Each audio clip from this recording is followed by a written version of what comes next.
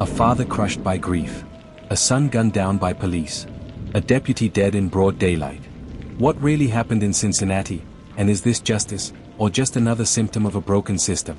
18-year-old Ryan Hinton wasn't supposed to be a headline. Not like this.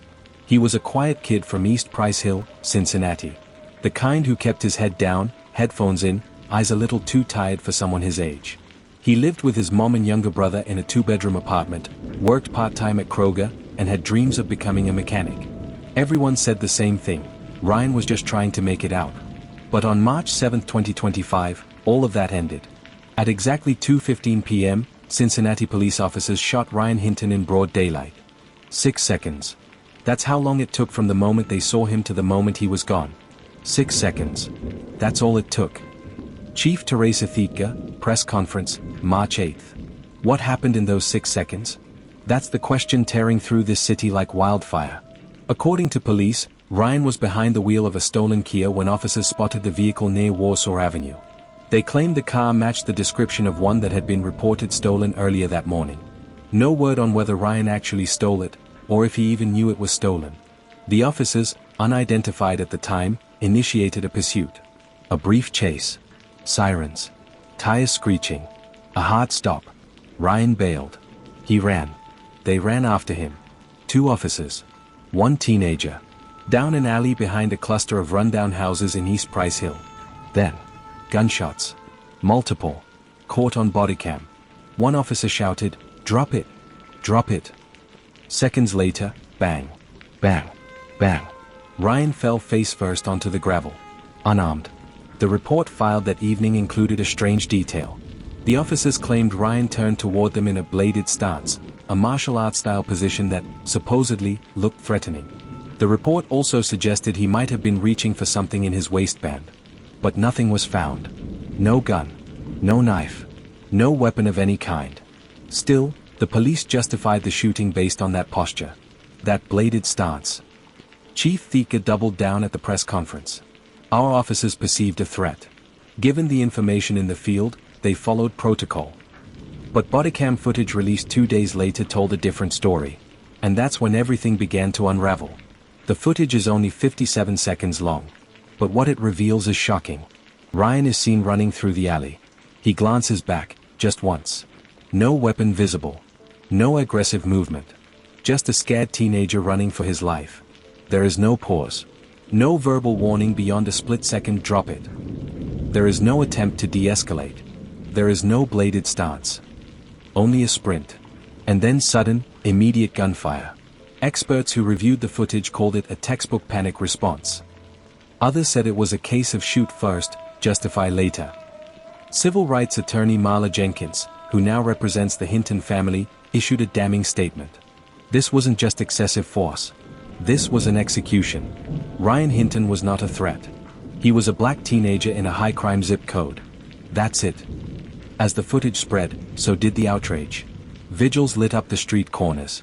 Protesters marched in front of City Hall. The words 6 seconds were scrawled in graffiti on downtown buildings. But the most chilling discovery was yet to come. Because when investigators examined the police cruiser dashcam from earlier that day, what they found didn't match the timeline police had originally given. First, the timing was off. The police report said they began the chase at 2:07 p.m. But dashcam data showed the cruiser idling near the alley since 1:58 p.m. That's nearly 9 minutes earlier. Second, the alleged stolen vehicle had already been reported recovered, over an hour before the shooting. A city parking officer had called it in after finding it abandoned near Glenway Avenue at 12:42 p.m. So how was Ryan still being chased for it at 2:15? Third, and this is what really lit the match. There was no confirmed link between Ryan and the car. His fingerprints weren't found inside.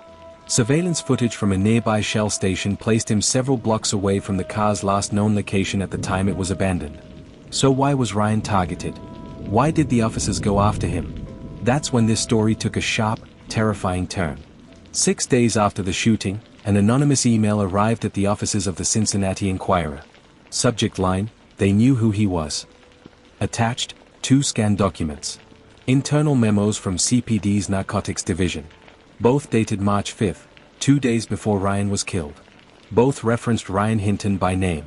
But here's the thing. Ryan had no criminal record. Not even a parking ticket.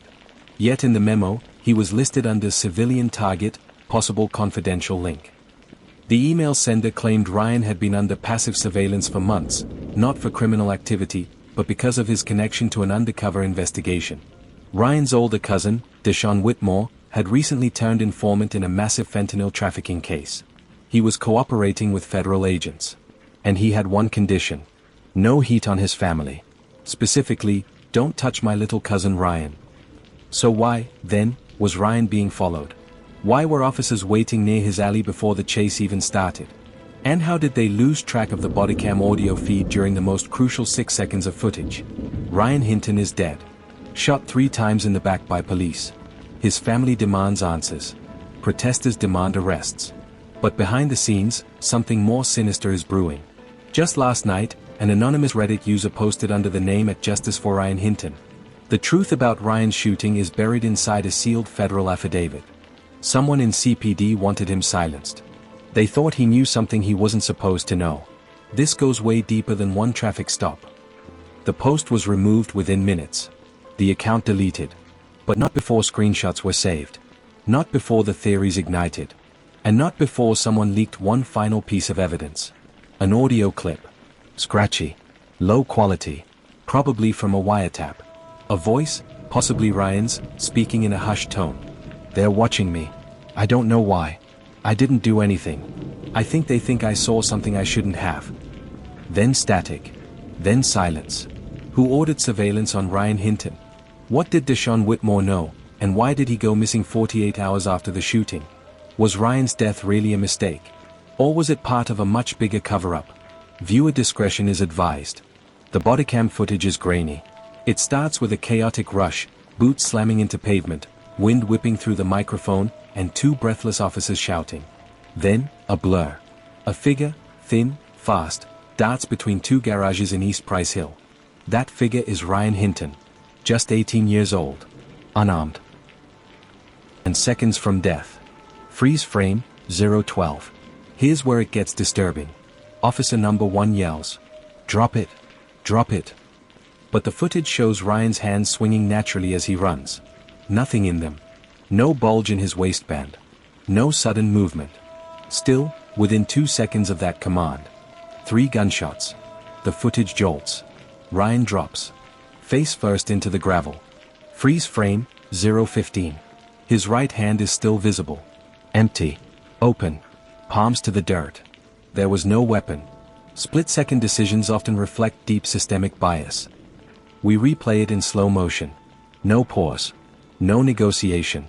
No attempt to de-escalate. Just a scared teenager running. And a gun drawn before a full sentence is finished.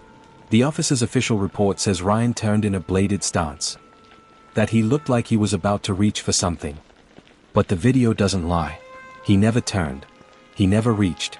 The closest he got to aggression was glancing over his shoulder. Once.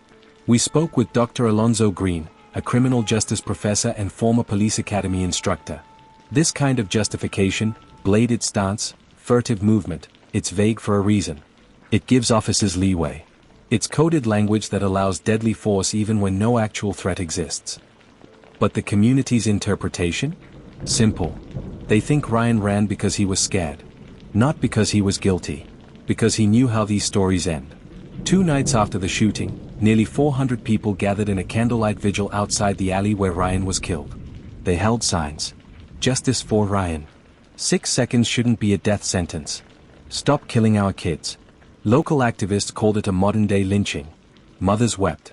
Teenagers live-streamed. Ryan's little brother stood silently, clutching a framed photo, surrounded by people chanting his name. Marches erupted the following weekend. Protesters blocked I-75 for over an hour, chanting "Hands up, don't shoot," while officers in riot gear stood by. There were no major clashes. But the tension? You could feel it.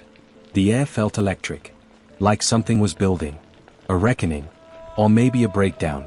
What you see on that video is not a mistake. It's a reflection of a system built to fear blackness. And that's when questions about the officer began swirling. Because the more people dug into his past, the darker things got. Officer Kyle Rem. 5 years on the force. 2 commendations. And 3 prior excessive force complaints. 2 of them involving young black males. Both settled quietly. No discipline. Records show he once tasked a 15-year-old boy during a stop and frisk. The reason? Failure to comply. Another case, sealed under a civil agreement, allegedly involved a traffic stop that escalated into violence. The department paid out $27,000. Rem kept his badge. But here's where things get strange. One of those previous incidents also involved a Kia. Same make, same model, same justification, stolen vehicle, possible threat. And now, 3 years later, he pulls the trigger on Ryan Hinton over another Kia. Was it a coincidence? Or a pattern? An internal memo leaked to a local journalist reveals Rem had been flagged for retraining in 2023 after repeated use of force incidents with insufficient escalation attempts. But that retraining never happened, because Officer Rem was transferred to District 3, where he quietly resumed patrol, and found himself in an alley with a scared teenager. With no backup, no oversight, no questions asked. Remember that anonymous email from Part 1? It claimed Ryan was under surveillance, linked to a federal informant. At first, it sounded like a conspiracy theory, but now, there's proof. Court documents filed under seal in U.S. District Court were partially unsealed last week. And inside? A name, Deshaun Whitmore, Ryan's cousin. A known associate in a major fentanyl trafficking operation now flipped to become a federal witness. And in his proffer agreement, one clause stands out. Family members shall not be surveilled or contacted in connection with active investigation targets, unless imminent danger or involvement is established. Yet someone violated that agreement. Multiple emails between CPD's Drug Task Force and Officer Rem's unit suggest a direct request for routine monitoring of locations associated with Whitmore's known affiliates. One address listed? Ryan Hinton's home. We obtained cell tower records from an anonymous source close to the investigation. Ryan's phone was pinged 6 times the day before the shooting by a known law enforcement IMSI catcher, a surveillance tool used to mimic cell towers. Why was Ryan being tracked? He wasn't a suspect. He wasn't a criminal. He wasn't armed. But his phone had been scooped into a surveillance net targeting his cousin. That alone may have violated DOJ policy. And it raises a chilling question. Was Ryan's death an accident? Or a result of being in the system? A local watchdog group released a 17-page report analyzing surveillance patterns near Ryan's neighborhood. Their findings? Police were 2.7x more likely to patrol or idle near black majority apartment complexes. And Officer Rem's patrol car was logged 11 times in the 3 blocks surrounding Ryan Street in the 2 weeks before the shooting. 11. He wasn't just patrolling. He was watching. Waiting. Here's the final twist. The day before the shooting, at 6:17 p.m., Ryan left a voice message for his girlfriend, Jasmine. She didn't check it until after his funeral. It was just 14 seconds long. Yo, I saw this cop again. The same one. He keeps parking near the alley. Feels like he's following me or something. I don't know. If anything happens to me, just know I ain't do nothing. She saved that voicemail. Now it's evidence. And now, there's talk of a second video. A neighbor claims their Ring doorbell camera captured the moments after the shooting, what happened before officers cut the feed. That footage? It's reportedly been confiscated. But someone made a copy. And that someone is about to leak it. What does the doorbell camera reveal? Why did the DOJ suddenly go silent on the case? And what happened to Deshaun Whitmore, who vanished just 48 hours after Ryan was killed? The answers are coming. But you may not be ready for what they show. He wasn't always a headline. Not a suspect. Not a mugshot. Just a father. Rodney Hinton Jr., 45 years old. A former HVAC tech. A regular at local high school football games. A man who used to sit front row at church with his son Ryan every Sunday. Now? He sits behind bars, charged with aggravated murder. The accusation? That he killed retired Deputy Larry Henderson. And the story? It's torn the city in two. It happened fast. Deputy Henderson was directing traffic outside Lincoln Middle School, a job he took after retirement. Witnesses say a silver SUV sped down Ridgeway Avenue. No braking. No swerving. And then, impact. Henderson was thrown 30 feet. The SUV crashed into a parked pickup before coming to a stop. The driver? Rodney Hinton Jr. He didn't run. Didn't fight. He stepped out, hands raised. Sat on the curb until police arrived. Silent. The suspect appeared to intentionally target Deputy Henderson. The case is being investigated as a retaliatory act connected to the officer-involved shooting of Ryan Hinton. The language is cold, calculated. But the implication? That Rodney planned this. That a grieving father woke up and chose revenge. They say he wanted revenge.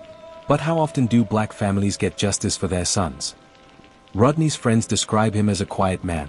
Not political. Not confrontational. But after Ryan's death?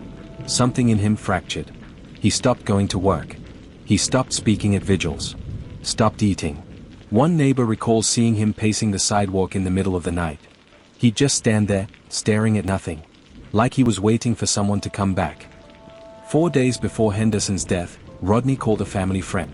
In that call, since leaked to the press, he said, "They killed my baby. And nothing's gonna happen. You watch. They'll sweep it. Just like all the others. What's the point of waiting?" Was that a threat? Or the voice of a broken man? The line is thin. And it's blurry.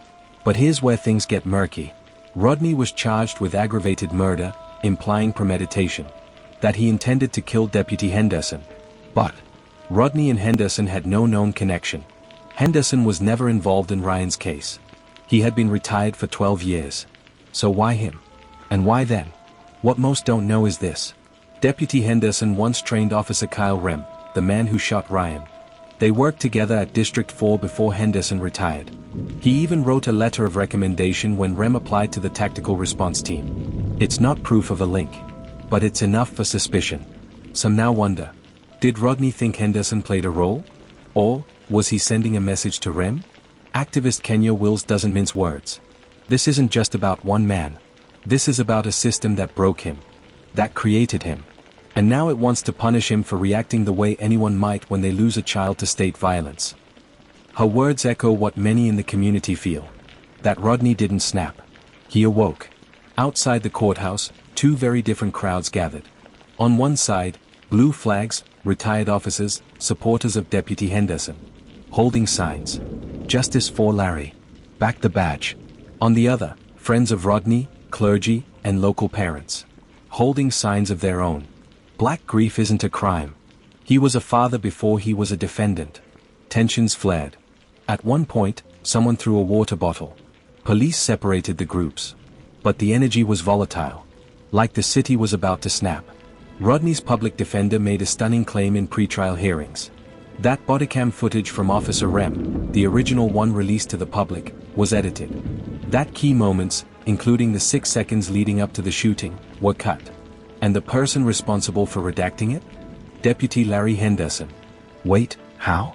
Turns out Henderson had returned to CPD part-time as a civilian technical editor, working with the bodycam audit unit. He'd been assigned to Ryan's case days before the video was released. Suddenly, this doesn't look like a random hit. It looks like Rodney knew. Editing bodycam footage is routine. But when a retired deputy involved in the shooter's training handles that case, that's a conflict of interest. Period. Emails obtained via FOIA show that Henderson emailed the DA's office stating, "I've scrubbed the alley clip. Too chaotic for public consumption.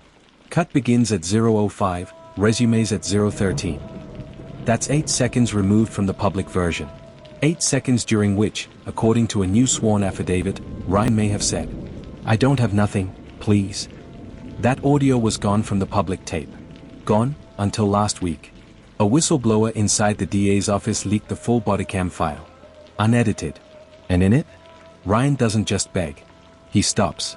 Turns around. Hands raised. And then the shots fire. 3. One hits his chest. The others? As is already collapsing. This changes everything. Not only does it contradict the bladed stance narrative, it makes Rodney Hinton's rage look a lot less irrational.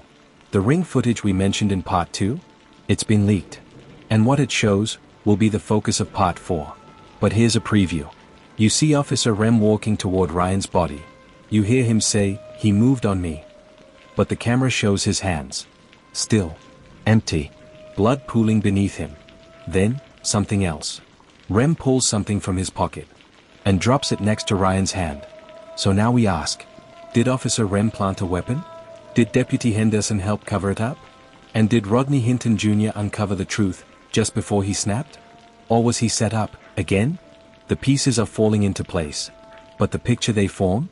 It's darker than anyone imagined. What was edited from the body cam? Why did Henderson take the fall? And who's the high-ranking official now under investigation? You won't believe how deep this goes. Rodney Hinton Jr. shuffled into the courtroom in shackles. Head bowed. Eyes hollow. The man once known for Sunday barbecues now faces life in prison. The charge? Aggravated murder. That's not just homicide. It means the state believes this wasn't a moment of rage. It was planned. Intentional. Premeditated. According to Ohio Revised Code Section 2903.01. No person shall purposely, and with prior calculation and design, cause the death of another or the unlawful termination of another's pregnancy. Translation? Prosecutors must prove Rodney intended to kill Deputy Henderson, planned it ahead of time, was in full control of his actions. That last part? It'll be the battleground of this case. June 24, 9 a.m. Rodney entered the courtroom flanked by 2 deputies. His hands were trembling. But his voice? Steady. When asked for his plea. Not guilty, Your Honor. In the gallery, his sister wept quietly. Across the aisle, Henderson's widow sat stone-faced. The air was thick. Like everyone was holding their breath. Rodney's attorney, Lena Corrin, is no stranger to the spotlight. She's built her career defending clients failed by the system. And her plan is clear. She won't argue that Rodney didn't hit Deputy Henderson. She'll argue why. Her defense? Trauma. State-induced psychosis. The breaking point of black grief. You can't understand this case unless you understand what it means to bury a child killed by the state, then be told his life didn't matter. She's already filed motions to include expert testimony on racialized trauma, historical context of retaliatory grief, comparisons with similar cases involving white defendants. And this last piece? It hits hard. In 2014, Kevin Riley, a white father in Indiana, drove his truck through the county jail fence after his son overdosed in custody. He injured 2 officers. Charged with reckless endangerment.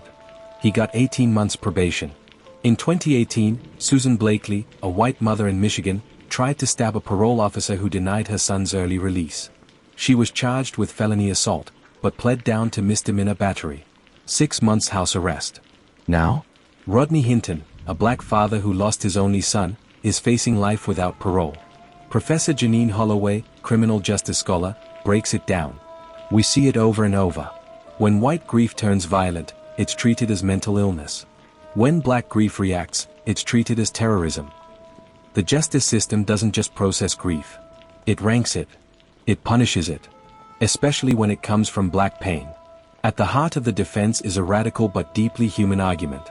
Rodney Hinton was not okay. Not in the weeks. Not in the days. Not in the moment when he allegedly drove his SUV into Deputy Henderson. His mind wasn't focused on revenge. It was consumed by grief. Dr. Amani Rice, trauma psychologist, explains it this way. We must stop pretending that black grief exists in a vacuum. It is historical. It is generational. It is systemic. And when it erupts, after decades of silence, it is not simply anger. It is resistance. Rodney had no criminal record. No history of violence. He was the one telling others not to riot after Ryan's death. So what changed?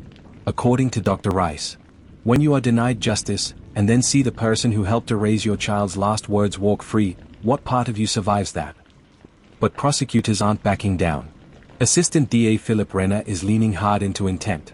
In court, he presented Rodney's internet search history. Bodycam edits legality. Police cover-ups 2023. How to crash a car without airbags deploying. That last one? A red flag. But Corrin fired back. Said those searches came after Rodney saw the edited footage on the news.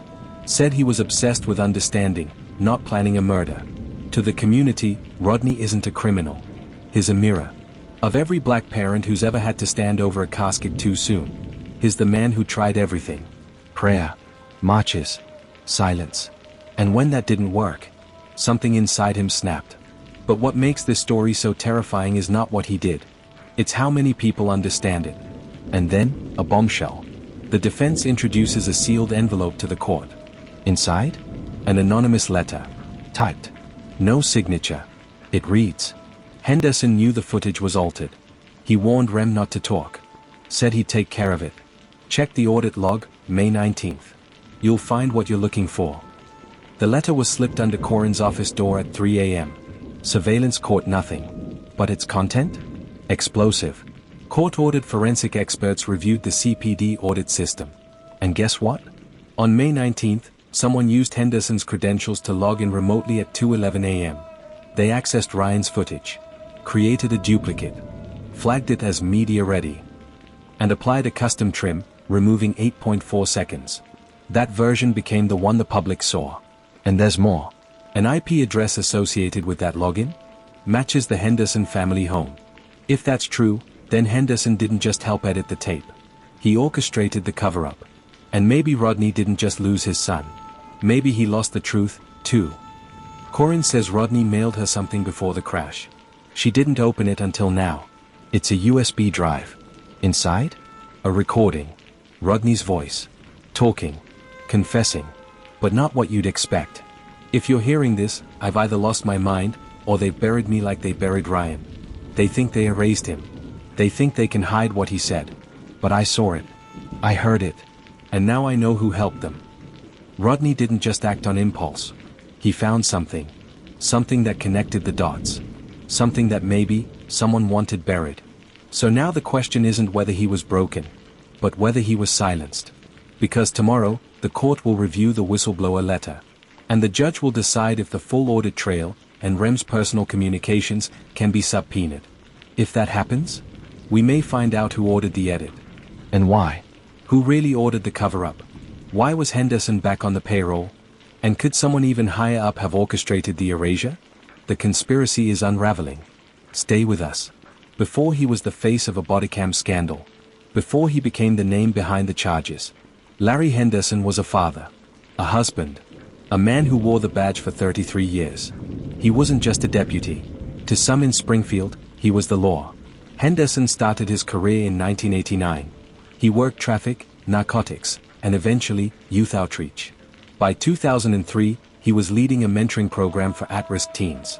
He was known for his tough talk and quick lectures, but also for dropping groceries off on porches without a word. In 2011, he took a bullet during a standoff. Saved a rookie's life. He retired in 2022 with full honors. But even in retirement, he volunteered part-time for traffic duty at public events. That's where he was on the day Rodney's SUV came for him. June 3rd, Springfield First Baptist. The church was full. Caskets draped in blue. Sheriffs, deputies, highway patrol. Over 400 in attendance. The mayor spoke. So did Henderson's son, Brian, a deputy himself. My dad wasn't perfect. But he believed in this town. In its people. And he gave it everything he had. There were salutes. Tears. Silence. And outside? A growing crowd of protesters. Holding signs for Ryan Hinton. Whispers of division. But inside the sanctuary? There was just grief.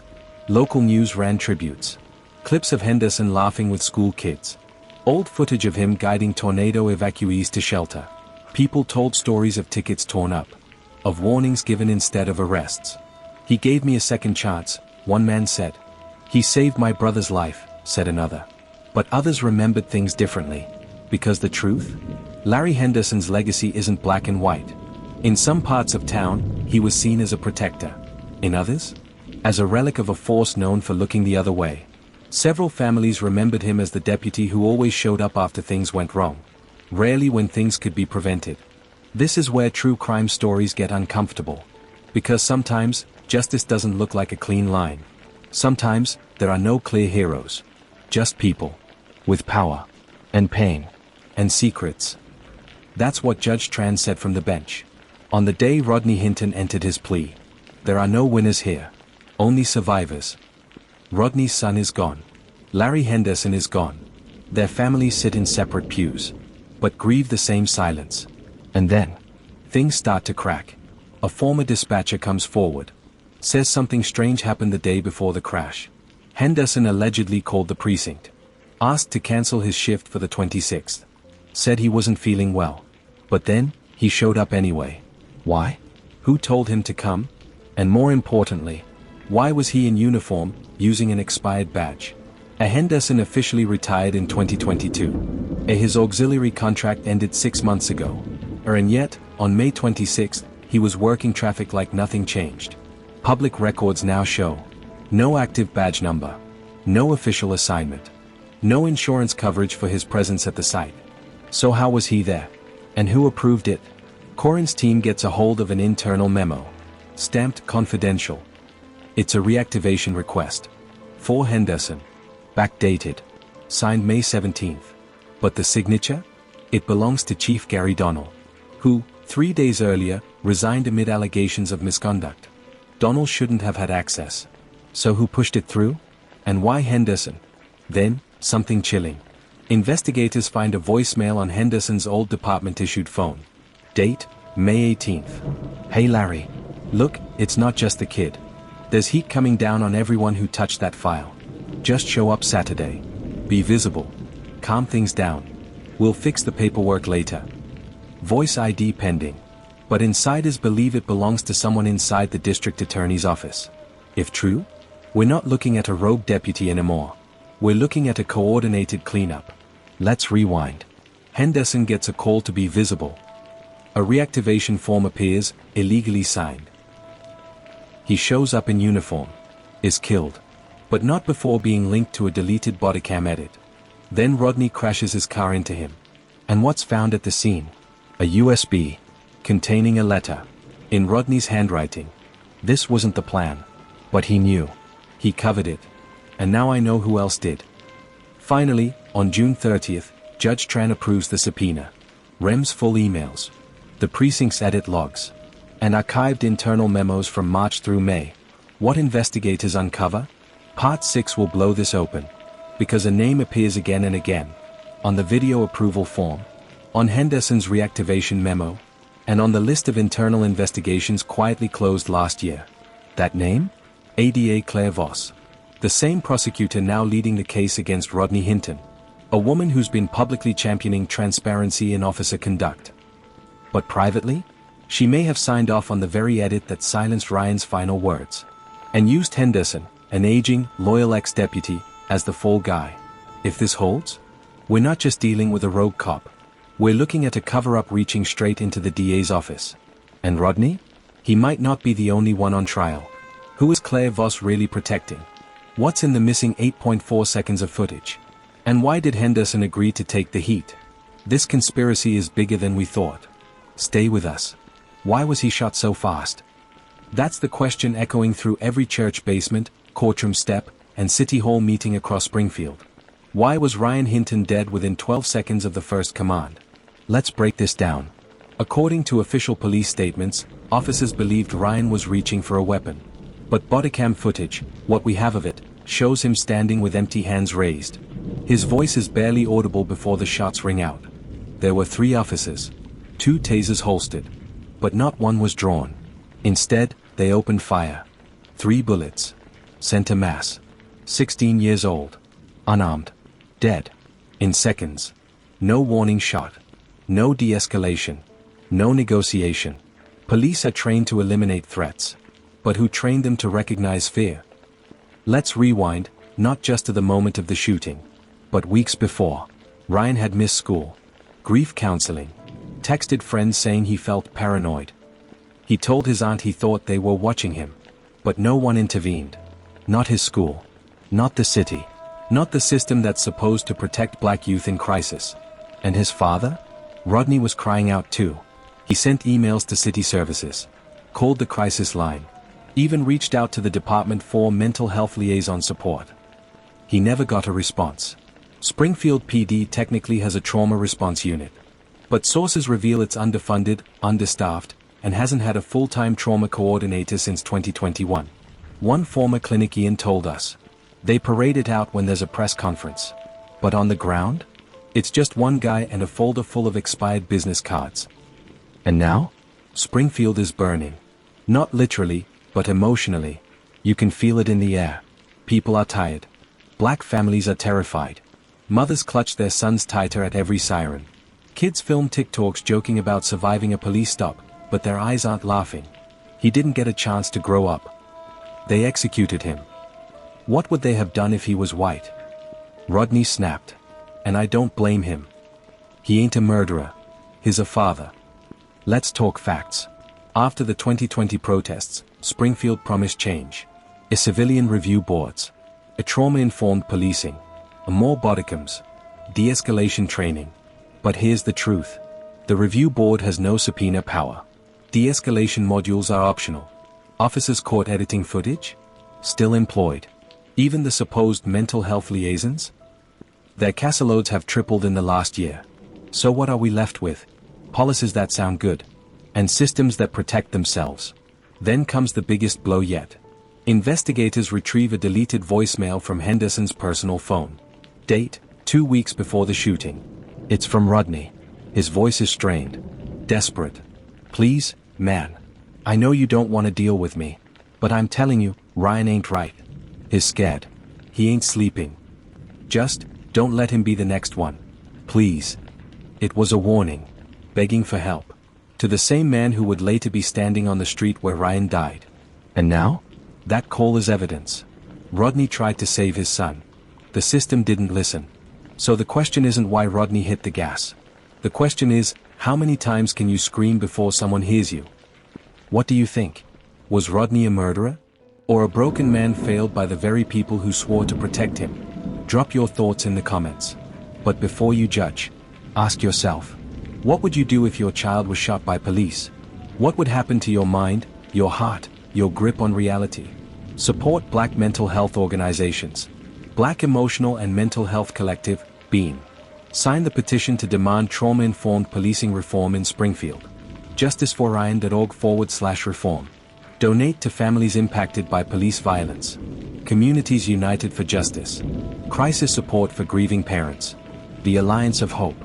Rodney's Legal Defense Fund. GoFundMe, Justice for a Father's Grief. What does justice look like? When your son is dead. When your voice was ignored. When rage is the only thing that listens. Rodney Hinton didn't wake up wanting revenge. He woke up missing his child. And found no answers. No comfort. Only silence. Comments below. And if this story shocked you, like and subscribe to True Crime Series for more cases that expose the darkest corners of human nature.